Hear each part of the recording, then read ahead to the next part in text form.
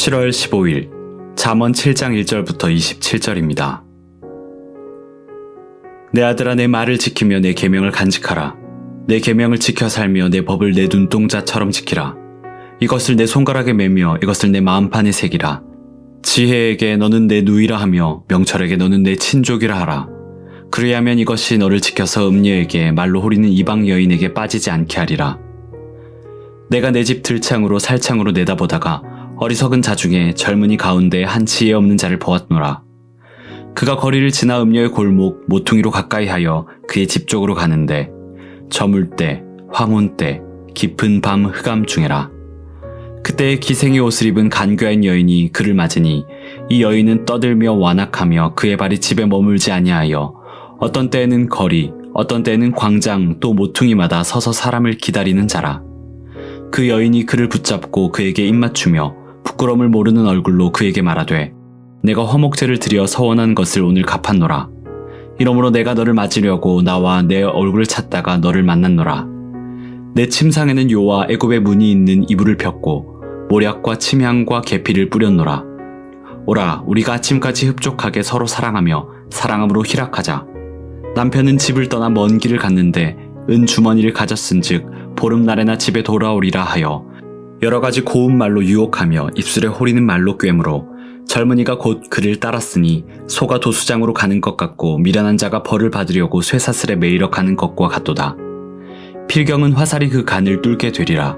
새가 빨리 그물로 들어가되 그의 생명을 잃어버릴 줄을 알지 못함과 같으니라. 이제 아들들아, 내 말을 듣고 내 입의 말에 주의하라. 내 마음이 음녀의 길로 치우치지 말며 그 길에 미혹되지 말지어다.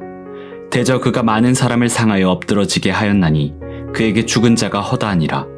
그의 집은 수월의 길이라 사망의 방으로 내려가느니라. 오늘 말씀의 제목은 어리석은 자의 파멸입니다. 음녀의 유혹에 빠지지 말라는 부모의 권면이 또다시 나옵니다.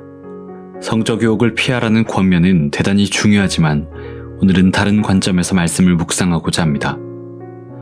4절을 보면 자녀에게 지혜를 사랑하는 누이처럼 명철을 친족처럼 가까이 하라고 합니다. 그와 반대로 다른 여인의 유혹에 빠진 사람을 어리석다고 말합니다. 다시 말해 지혜를 멀리하는 자는 어리석으며 그는 파멸을 맞이한다는 뜻입니다. 어리석은 자의 파멸을 기억하셔서 지혜를 가까이 하시기 바랍니다. 창밖에 한 어리석은 젊은이가 보입니다. 지혜 없는 그는 어두운 시간에 음침한 골목 모퉁이를 지나고 있습니다. 그 자리에 있는 간교한 여인은 어리석은 자를 기다렸다가 유혹합니다. 달콤한 말로 귀에 속삭입니다. 어리석은 자는 분별력을 잃은 상태로 속아 넘어갑니다. 그 모습은 꼭 22절에 소가 도수장으로 가는 것 같고 23절에 자기 목숨을 잃을 줄도 모르고 새가 빨리 그물로 들어가는 모습과 같습니다. 왜 이런 일이 발생할까요?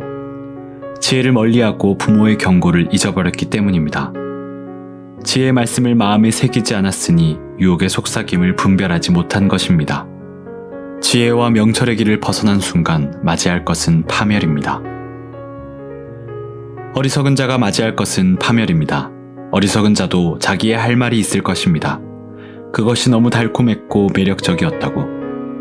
하지만 지혜와 명철을 가까이 하는 자가 볼 때는 처음부터 어리석은 길이고 파멸의 길이었습니다. 그러므로 지혜와 명철을 가까이 하시기 바랍니다. 지혜와 명철을 가까이 해 어리석은 길을 분별하시기 바랍니다. 특별히 잠언 말씀은 지혜의 근원이 하나님께 있다고 선포합니다. 그러므로 하나님의 말씀에 귀를 기울이시고 말씀에 담긴 지혜와 명철을 깨달으시기 바랍니다. 말씀을 따를 때 생명의 길을 걷습니다. 어리석은 자로 살고 싶은 사람은 아무도 없습니다. 하지만 자기가 어리석은 길에 서 있다는 것을 모르는 사람은 많습니다. 지혜를 가까이 하지 않았기 때문입니다. 부디 지혜를 가까이 하시는 하루가 되시기 바랍니다.